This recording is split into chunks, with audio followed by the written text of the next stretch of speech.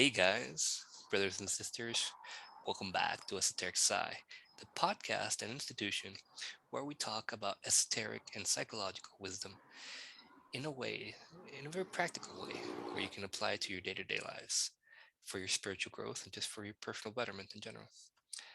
My name is Dr. Alex Aldana. With me is Miss Maddie. Maddie, how are you doing today? Well, hello there, everybody. It's so good to be back. Thank you for having me, Dr. Alex. I'm doing really well today. And yourself? Uh, I'm doing really great. I'm better with my coffee now. uh, I am a hypnotherapist as well as an astrologer, among other things. And Miss Maddie is a philosopher and a health coach and life coach in general, I believe. So, Maddie, what's your topic today? What are we talking about? So, today we are going to talk about the shadow self, and the Jungian concept of the shadow, and how that plays a role in our life and how we can integrate it. And what do you know about the shadow? What's your way of understanding it? So, the way that I have been taught to understand the shadow is that it is the repressed version of ourself, the unconscious version of ourself, the aspects and personality facets of ourself that we repress and we lock away because we have been taught that those are not acceptable, whether that be by our parents, by society, by just really people that have a large impact on our lives. If we've been taught that these things are not acceptable, then we lock them away. And so we carry that with us. Yeah, that's actually exactly correct. Like, I mean, that's how I understand it as well. I would add, or the way that I normally explain it to my patients is that, we're born like this unique version of our authentic selves. And then as life happens, I mean, we figure out that authentic self doesn't really thrive in all situations, is kind of judged or doesn't have necessarily the best skills for all life situations. And as we grow, we develop different kind of sub personalities that we switch back and forth from. In that way, we all kind of have multiple personality disorder. Obviously, not in the diagnosable form where we black out and stuff, but um, yeah, a subtle form of that, I would say. And yeah, the personalities that kind of help us survive and that are functional and that people like, we show to people, right? And then that's our um, and that's part of our personalities. And the shadow is everything we don't show to people, everything we don't accept about ourselves, we don't like about ourselves, and that we can kind of pretend is not there. But when we don't accept those facets of us, it's like working. It's like a company running with half its personnel, right? It's not going to be very efficient. So in this whole like shadow integration process, we bring to light all these personalities. We understand that they're not bad, because what is good and bad, right? And we start working with them. And like we all have these rapists and killers inside us, and the most horrible, horrible things. Like we all have some of those instincts in us. Uh, but just because we acknowledge that they're in us doesn't mean we're going to let them run the show or we're going to act on them. And I think that's a big issue. I think we think a lot of people say, no, that's not me, I don't have that. We all have this, and we're all part animal, and we're all physically animals. Like that, the human body is an animal. We're not accepting that. And animals kill to survive. Animals do a lot of things when they're under pressure, when they're sad. And rage, for example, or anger, can be seen really badly because it makes other people uncomfortable, right? But at the same time, it pushes you out of your comfort zone and makes you change, and it makes you survive if you're not like that situation. So anger isn't bad, um, and it's some people's shadow, and it's some people's just normal personality, because that's what's worked for them. Being an angry person's worked for them. It's given them some advantages in life, right? I don't know if you have anything to add, or if that makes sense to you, or Yeah, maybe even just throwing in an example based off of what you just described with anger. So, anger was a part of my shadow growing up because at one point in my younger years, I expressed anger and that was shut down by either a family member or someone that was important to me. And that was shut down. And then anger became a part of my shadow. And it was difficult for me to express anger because that was taught to me as a bad thing. And so, yeah, just learning that, sometimes even shadow aspects can be useful if you look at it from a different perspective. Like, we need anger sometimes. we need for that angry part of ourselves to express in a sense of like maybe assertiveness or just standing up for ourselves. Because if we don't embody that and if we don't integrate that, it can take us over. Yeah, exactly. But when we channel it and when we actually use it for pushing us, it drives us. Like, if we look at it astrologically, it's Mars or Aries is that force that pushes plants out of the soil. For example, when I was a teenager, I grew up very stressed because my brother is autistic, and he was taller than I was. Like, I'm 6'1". I think he's 6'6", something along those lines. Well, and when we were teenagers, he was about the same height, but he was much heavier than I was, right? So I grew up kind of with this, since he was autistic, but he not only was he autistic, he was aggressive. He was nonverbal, so he wouldn't have a conversation with you. He could understand a lot of what you were saying, but he was randomly, spontaneously, at a drop of a hat, would just attack me or my mom or my dad. And with time, like, I was the only one, because I did martial arts, that could restrain him without hurting him, because my dad just kind of sometimes used too much force or whatever. So it kind of fell upon me to restrain him, and it was very, very stressful. Like, I just had this constant stress of that any moment, like, I would have to just at a drop of a hat and have to like restrain my brother, and until he got tired, because then sometimes it'll be like 2 hours until he got tired, right? In a public restaurant, or sometimes when it was lucky, it was in my household, right? But it was still very stressful because I would have other sports activities, right? So I was tired. And that, just people finding out that that was my life, that I wasn't normal, it became my shadow. I didn't want to show that or talk about that to my friends in high school, and that kind of became my shadow. And sometimes when we accept kind of our other life or other person, and we are able to express our own authentic self. This story for a long time was not easy for me to share with people, but as time passed, like, I've accepted that we all have our shadows, and that something needs to be, that we can't really share just a piece of us that we like with people, because we're everything. And well, I think that experience, and just what became my shadow, right? Everything that was pertaining to my family. I think we all have kind of embarrassing family sometimes, or I don't think there's such thing as a normal family. And it's something that I really learned, is that, people have a right to be who they are. And just like you and I, we have a right to be who we are, unapologetically. Just, we have no reason to judge people for being the way they are. There's a book that Osho has that says, you have not reached your full potential. See, speaking about the shadow, because I tend to speak quite quickly, and in my teenage years, like, my mom would really get on me on that, and that was kind of a personality thing, or kind of something I was very self-conscious about, that became my shadow as well. Yeah, but anyway, there's a phrase from the book from Osho where he says, you have not reached your full potential, neither your parents, right? So if you have a child, why would you believe that you know the child's full potential? Why would you believe that he knows, that you know what's best for him? It says horrible things have been done in the name of helping someone. But what makes you believe you really know what's best for that child, right? It's like, that child does not need your help. That child needs your love. And that applies for everyone, I believe, right? People do not need your help. People need your love, your acceptance of who they are and whatever facet they are expressing that moment. Yeah, I don't know what you believe about that, Miss Maddie.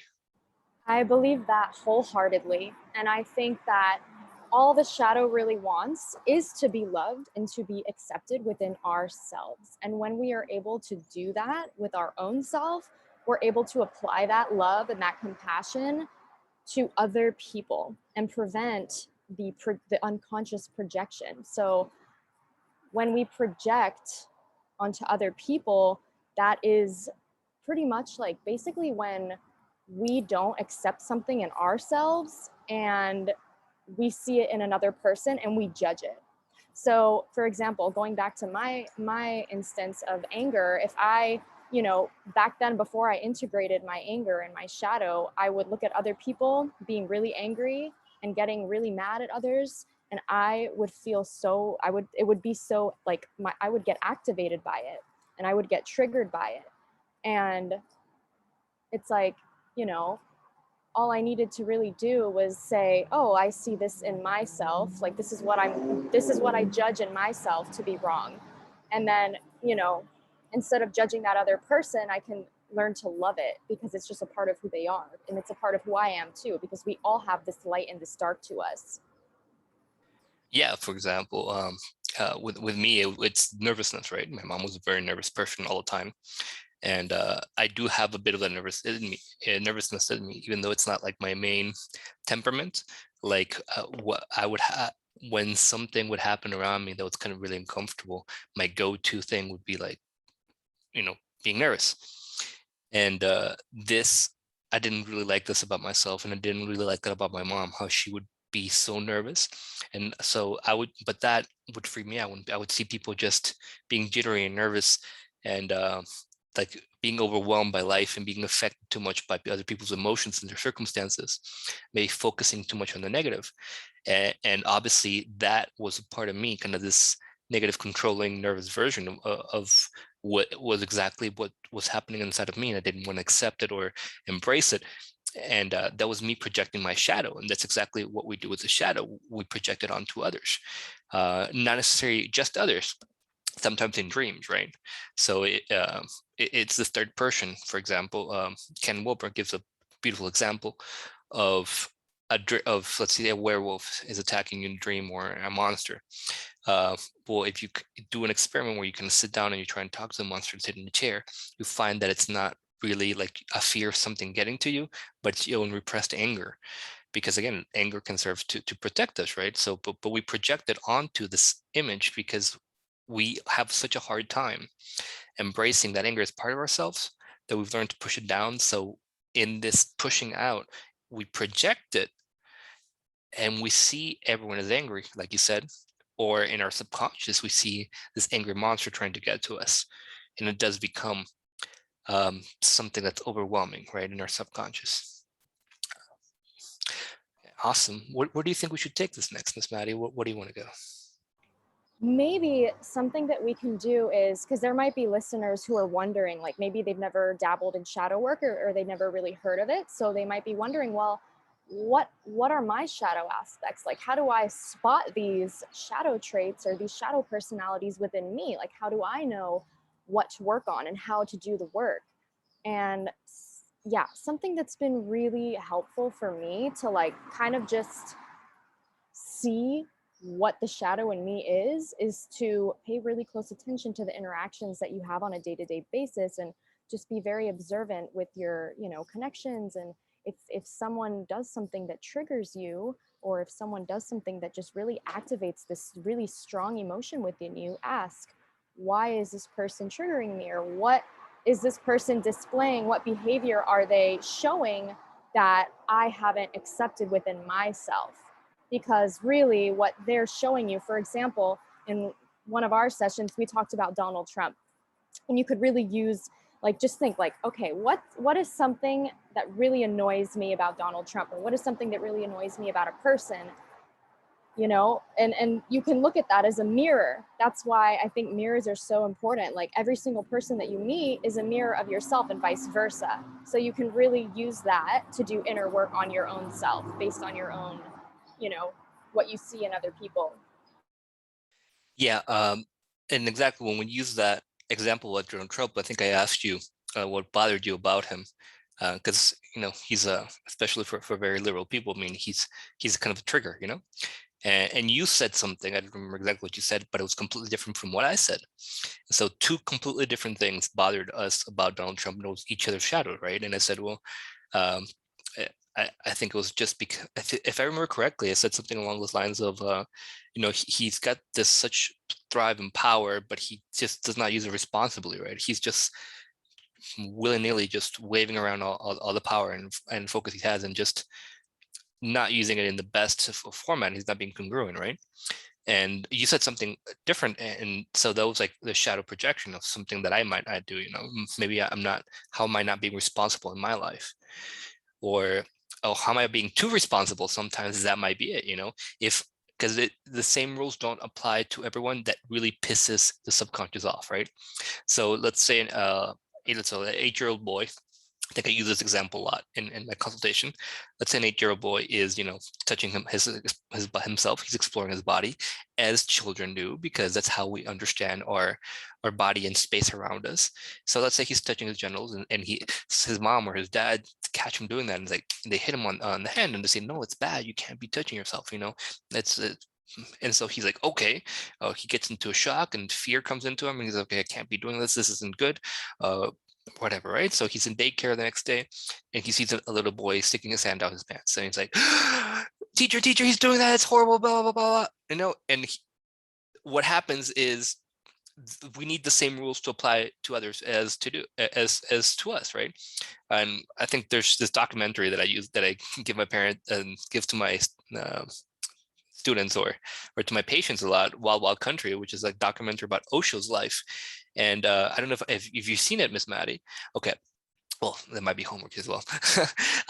So what happens is basically Osho tries to start an ashram, but he does that in a place where he's right next to, or the property's right next to, a very, very conservative town.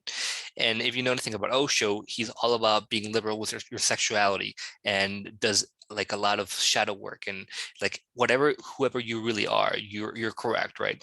So he's very against marriage, and like in the property, there's people like randomly having sex anywhere, because that's just how free they are, right? They don't care about nudity, they don't care about that. So when these kind of hippie, very wild people that are, it's because Osho combines like Eastern meditation with like the whole psychology of Jung, and embracing the shadow, and Freud. So psychoanalysis combined with meditation like really is a potent therapy for making like huge progresses in people, right? So he comes up with like all these people that don't really have these many hangups about who they are, into a very liberal town. And these people are just so angry that they have this Judeo-Christian morals of you can't just be hugging people and kissing people all liberally, and you just can't be free because there's and they have this mentality of being stressed and being hung up about all these values that they have. And they see these people that don't have the same hangups, and they're very angry because they're immoral people. How can they live this way, right? And they do everything possible to get rid of them, because that's their shadow. We all have these sexual urges. We all have this drive in us to have sex and be free and run like animals. And if you just repress that all the time, I mean, you can't express it all the time, but you can find a way and to express it occasionally, and it doesn't have to run your life. In this case, it was running the people of Antelope's life, because even though they weren't expressing it, it was running their life in the sense that that's what their brain kind of dwelt on. It kept repeating this pattern of piousness so much that that's who they were, and it ran their lives. And so they couldn't really direct all the energy to expressing their full potential, their authentic self. I know if I'm talking too much. No, that makes so much sense. And I love that example. I definitely want to check out that documentary. It sounds amazing. Yeah, I think like building awareness, because like you said, they let it run their lives. They let their shadow take the wheel and control them. And that's when conflict arises. And I think the key to remedying that is building the awareness around it. So like, okay, this is my shadow. And when you're aware of it, you can start working on it and integrating it and loving it. and becoming more embodied and whole. And it's funny because I was thinking about this earlier. It's like, why do we repress it so deeply? And I think it's because it's like ego preservation and self-preservation. We want to be safe. We want to be accepted by people, by society. We have this urge to just like fit in and be safe. But that's so paradoxical because you're not really safe when you're fragmenting yourself and you're not accepting who you truly are.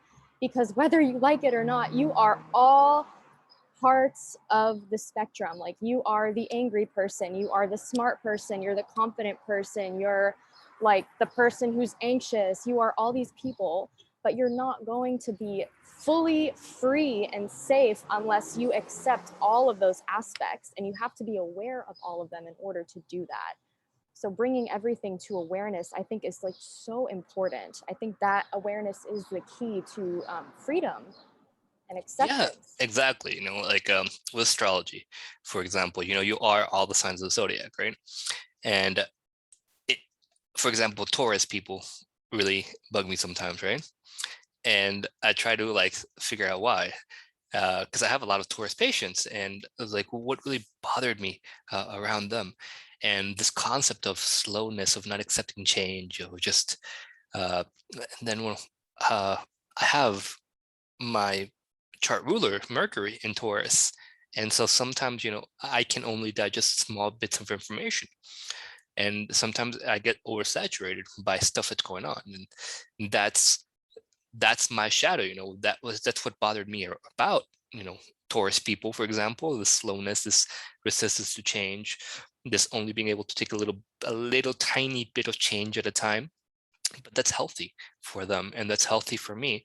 And trying to keep up with what the world expects of us is not healthy, because we don't all change at the same pace. We don't all have the same abilities. We don't, I mean, it's, like Einstein said, you can't judge a fish by his ability to climb a tree. We're all a little bit different. And I think we really all have the ability to be geniuses, maybe not at the beginning of our life, but throughout our lives at specific things, right? I don't know if I've ever shared this anecdote before, but I didn't. I was very late at walking. It was almost 2 years old, and I had not walked yet, right? And my dad used to have a couple pieces of property and or farmland, and he was talking to one of like his people that helped him out, and he was holding me, and the ranch worker was like, he doesn't walk yet, he's kind of big for, like, why are you holding him?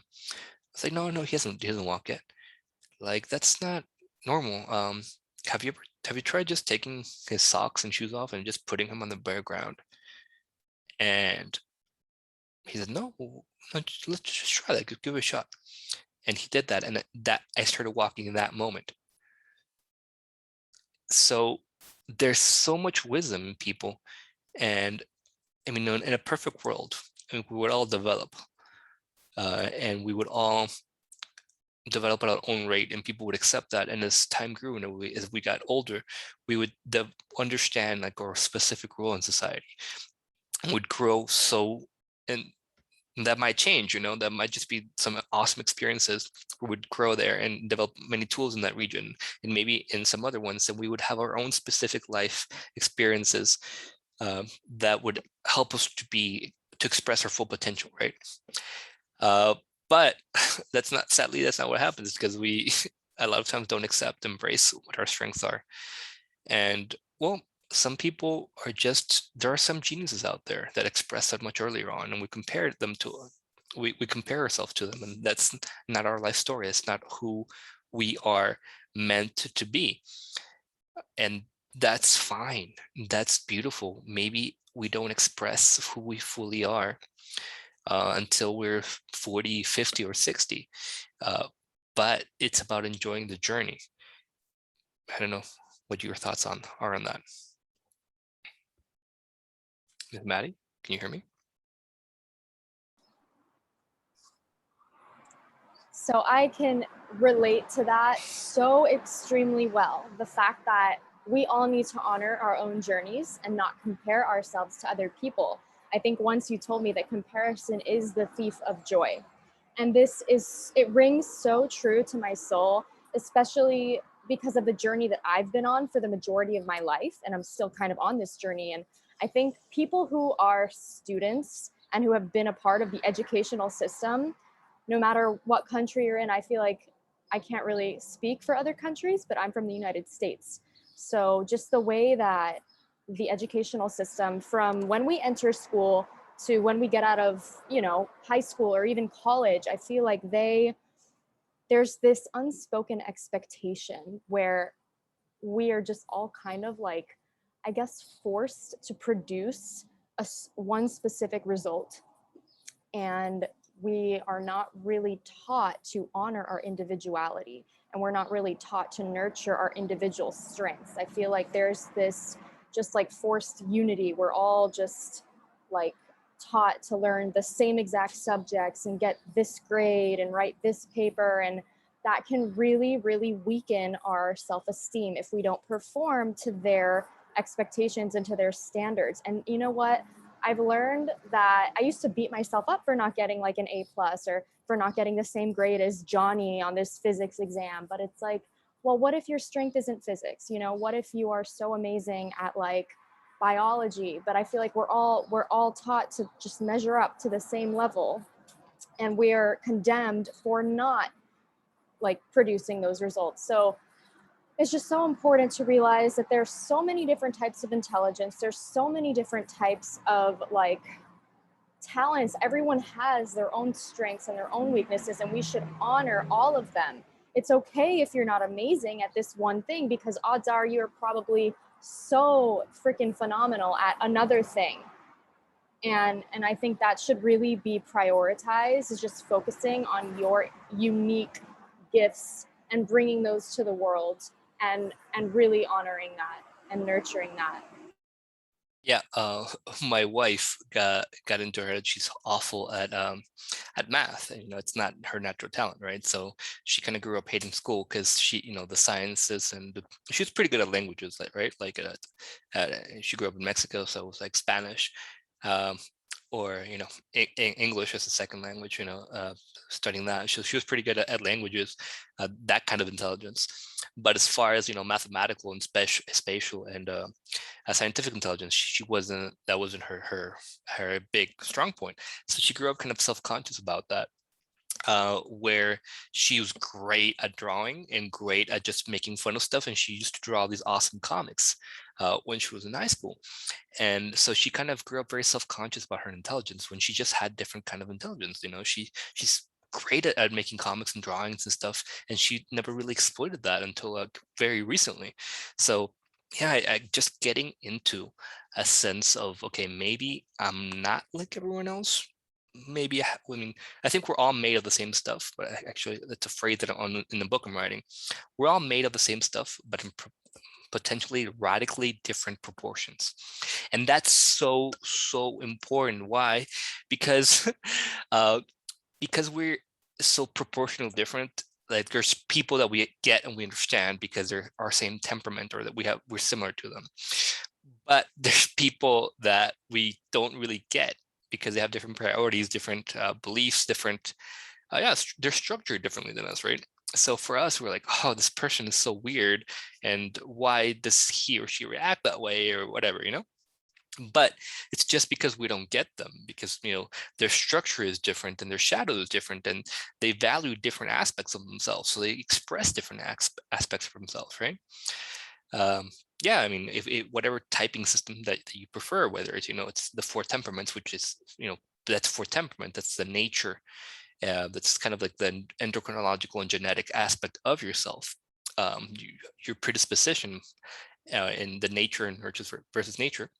And then we have our personality, which is how we're built and wired, what we show to people, all different personalities, whichever that may be that we're expressing in that moment, right?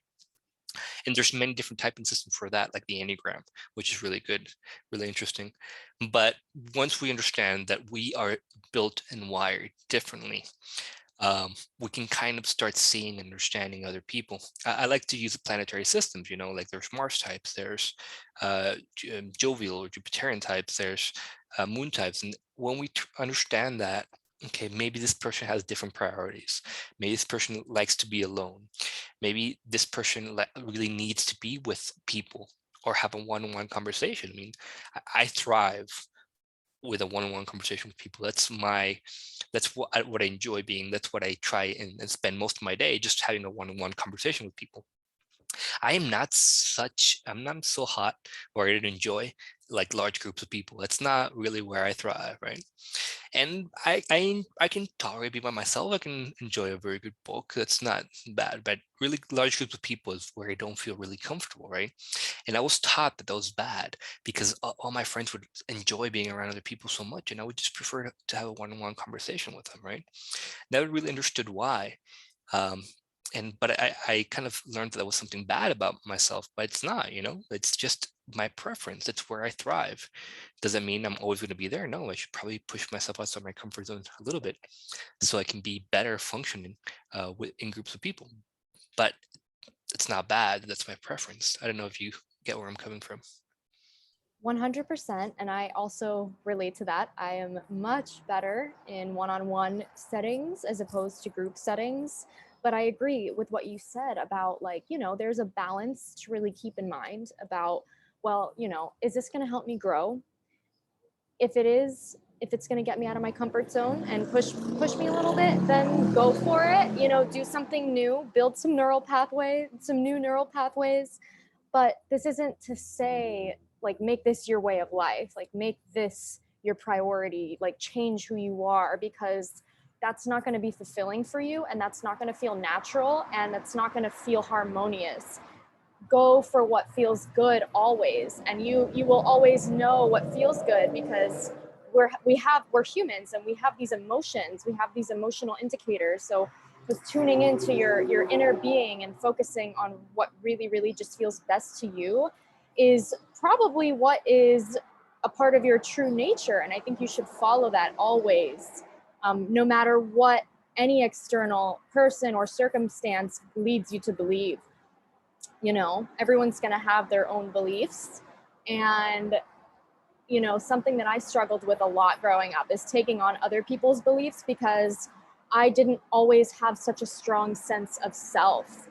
So I would always absorb, and I would always be very impressionable to what other people wanted from me. And that caused a lot of emotional and energetic spiritual disturbances for me. But I'm grateful that I went through all that, because now I do have a very strong sense of self, and I always follow what feels good. And I've been focusing on integrating all of these aspects of myself that I never really looked at before, and now I feel more free than I've ever been in my entire life. It's the best work you could possibly do for yourself. That's just so awesome. But do what feels good always. I think that has a lot of nuances to it. I think that might be kind of dangerous for people if they hear that, even though I do believe that's the case kind of most of the time, Uh, but there's a phrase that I love that says, the strongest plant is not the one in the best soil. It's the one that develops the strongest roots. And that's because, it developed those strong roots because there was a lot of wind, a lot of stuff it had to get through, a lot of difficulty it had to get through to become the strong, powerful plant, right? So in that same way, like excesses are not like great, right? So for example, like we were talking about the polarity, right, of um, in consultation, right? We're talking about the excess of like overprotection, excessive love, right? And then abandonment and abuse. So if someone grows up in either of these extreme poles, either excessive kind of excessive overprotection and love, and or the excess of abandonment or abuse, and there's not like a middle zone, like this middle neutral ground where the child feels safe, feels loved, but also is kind of pushed to develop his own life skills and to start handling life by his own terms in his own way. What kind of happens is that we grow up with a false sense of reality, right? Because in reality, sometimes people aren't there for us. Sometimes we have to handle stuff on our own. Even though we are loved and backed up by our clan, we do have to develop the sense of doing stuff on our own. And that can be traumatizing for people that are overprotected. And that can be very, very frustrating for them to have to handle something on their own. And for someone who has abandonment and abuse, they kind of have the sense of why aren't people here to back me up, or why do I always have to do things for myself? Maybe I'm not worthy, maybe I'm whatever. And that's a huge sense of frustration, not feeling backed up, not feeling worthy, or not feeling that someone has your back. And eh, but we all have to get through, like, no one's life is perfect. We all have to get all through these struggles, and that's what makes us strong, having challenges and getting through them. So I would say, yeah, definitely, do a lot of what feels good, but don't just do that. I mean, there is path of least resistance. There's people that spend a lifetime fighting, just um, trying to just what feels good, and just not facing this deep darkness inside them, the shadow.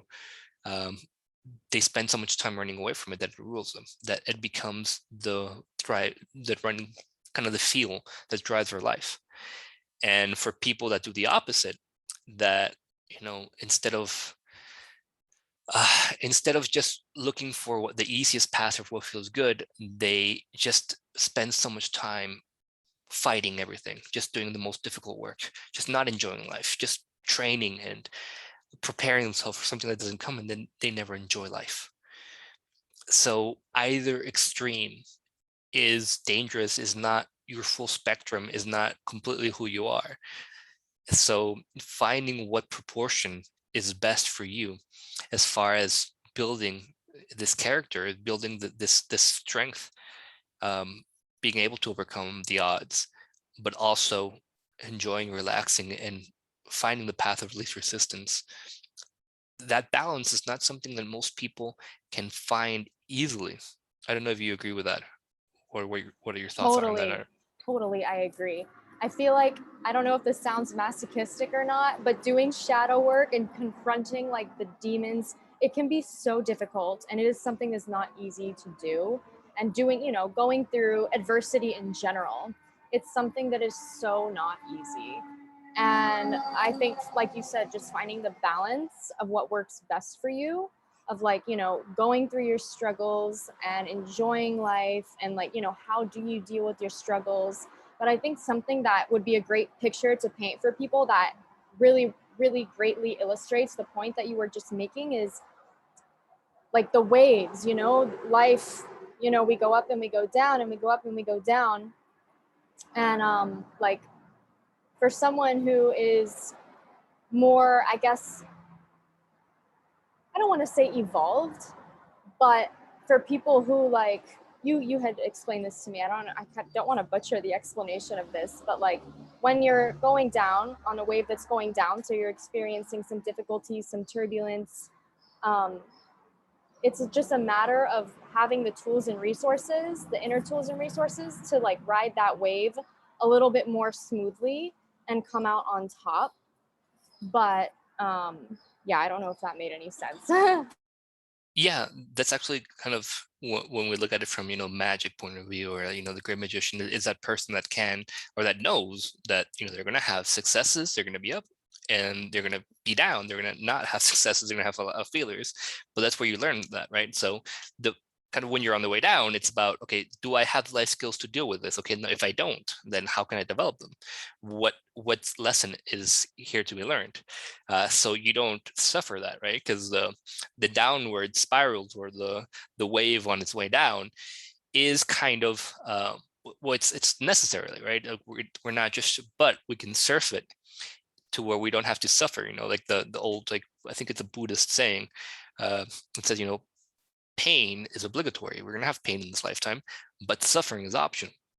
So, um, like, in the way down, when we have the failure, well, yeah, of course it's going to hurt, but we don't have to suffer, dwell on it, so it doesn't last quite as long. So instead of always having kind of this up and down, we can have this up and then a down, which can be less, and then up again, and we can constantly go upward to where we're developing more tools, we're enjoying everything. And when we kind of develop the sense of what can I learn, or how much fun can I have learning in the situation, we just become much fuller individuals, and we just suffer life way less.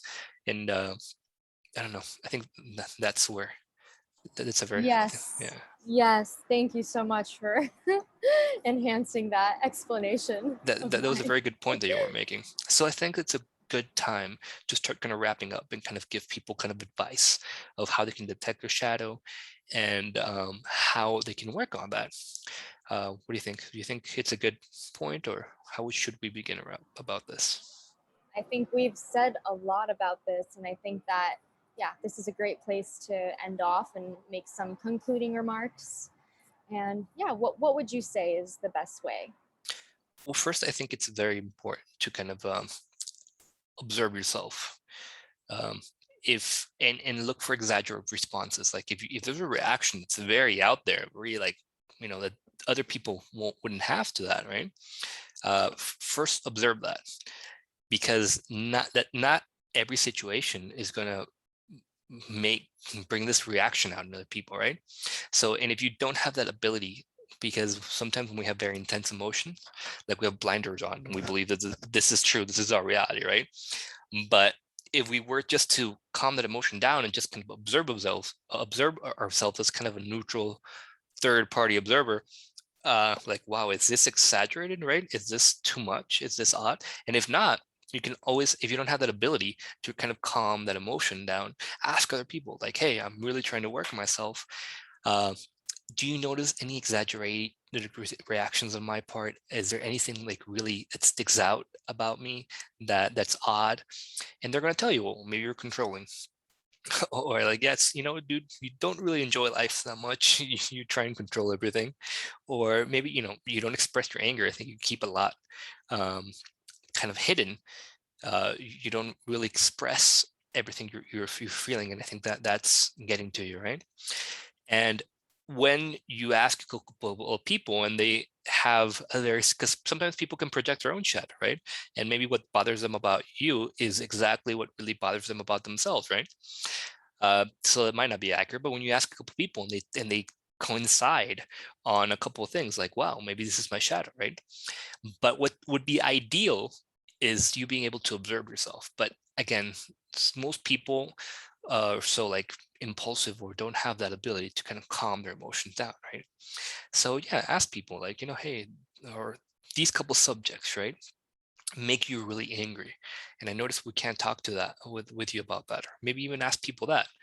What subjects do you find that you can't really talk to me on because I get angry? Or, oh, well, I can't, for example, I can't really correct you, or I can't really say that you didn't made a mistake because you take that very personally. Oh, wait, do I take that personally? Why? Why is a mistake? Why do I take it so hard? Why did that affect me so much, right? And that introspection, I mean, sometimes you do need someone that has experience in dealing with this, right? Can take you through that process. But just understanding your shadow and just asking, beginning the journey of asking those questions of why does this anger me so much? What beliefs do I hold? What experience in my childhood made me understand life this way? That's going to get you on the journey to fixing that. I don't know if that was helpful or if I could elaborate on that, or if you have anything you can add to that, Miss Maddie. I think that's absolutely beautiful to just like, advise that like you can go to other people, people that you trust, people that you have a very strong, secure relationship with, and ask them, what do you observe within me? And I think that's great, because sometimes you're right. I find that this is true with myself. Like, I think when your emotions are so turned on and the volume is all the way up on your emotions, it can be difficult to perceive clearly and accurately. So I think that is very, very helpful. Well, I think this is a good place to end. What about you? What are your thoughts on this? I would say so. Great. Please check us out, check the website out, and please listen to some more of our videos or podcasts in whatever format you're listening to this. Um, any last comments or any goodbyes? Just a quick little thank you to everyone who's tuning in. And yeah, have fun integrating your shadow. Be very, very, very patient with yourself and have lots of self compassion throughout Yeah, the whole process. and once you do locate it, just love it. Just accept it, embrace it, because it has helped keep you alive. That aspect of you, and that you don't enjoy or whatever, it's kept you alive. So it's a beautiful aspect of yourself because of that. And integrating that will just give you so much more power and strength to go through life.